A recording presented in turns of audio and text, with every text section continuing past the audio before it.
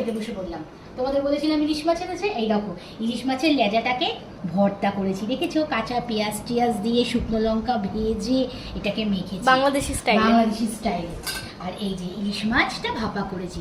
মাথাটাকে কি করেছি বলো তো, দিয়ে দিয়েছি, কিন্তু মাথাটা আমি খাবো, তাই জন্য মাথাটা আমি নিলাম।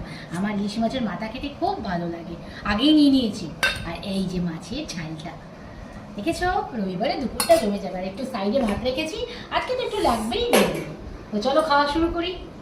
আর পাচ্ছি না সবুজ সবজি। ও বলতে ভুলে গেছি, আমার আর একটু লেবু লাগে ভর্তায়, হেভি জমে যায় জানো। জায়গাটাকে কাঁটা সারাতে যাবে না, কত টাইম চলে গেল, তবুও খাবো।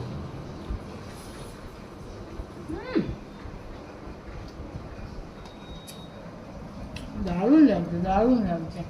ও মাছের সে তেলটা।